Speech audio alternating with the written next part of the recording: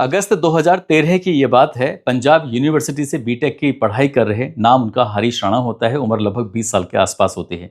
वो अपने हॉस्टल के चौथी मंजिल की बालकनी से यूं ही गिर जाते हैं और जैसे गिरते हैं तो गंभीर रूप से घायल हो जाते हैं। उन्हें उपचार के लिए जब हॉस्पिटल लेके जाया जाता है तो पता चलता है कि उनके सर में अंदरूनी ऐसी चोटें आई हैं जिसकी वजह से ना तो वो किसी को पहचान पा रहे थे और ना ही बोल पा रहे थे, और वो वक्त के साथ वो कोमा में चले जाते हैं। उसके बाद उनका इलाज चल रहा था और चलता रहता है, हर तरह से कोशिश की जाती है। उनकी मां निर्मला और पिता उनके अशोक राणा ने अपने बेटे को ठीक कराने के लिए ऐसी कौन सी बात थी, ऐसा कौन सा काम था जो अपने बेटे के लिए नहीं किया। हालत ये भी पैदा हो जाते हैं कि उन्हें अपने दिल्ली के द्वारिका का मकान भी बेचना पड़ता है और महंगी महंगी चीज भी, सामान भी बेचने पड़ जाते हैं, लेकिन वो अपने बेटे के लिए किसी भी कीमत पर पीछे हटने वाले नहीं थे।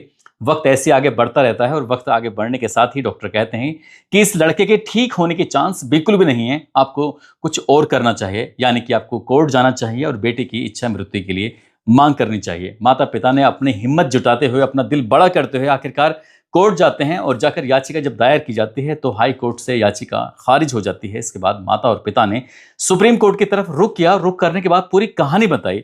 वकीलों ने जब पूरी कहानी बताई तो जज साहब, जिनका नाम जस्टिस JB पारदीवाला और दूसरे जज साहब होते हैं KV विश्वनाथन, पूरी बात सुनते हैं। मेडिकल की रिपोर्ट देखी जाती है, माता पिता की बात सुनी जाती है, वकीलों की बात सुनी जाती है और सुनने के बाद खुद जज साहब भी हैरान थे कि एक व्यक्ति 13 साल से वो बिल्कुल चारपाई पे, यानी कि बेड पर पड़ा हुआ है और मेडिकल सपोर्ट पर है, उसको खाना भी दिया जा रहा था, तो नली के माध्यम से सांसें भी दी जा रही थी, तो कृत्रिम यानी कि मेडिकल के थ्रू ही दी जा रही थी।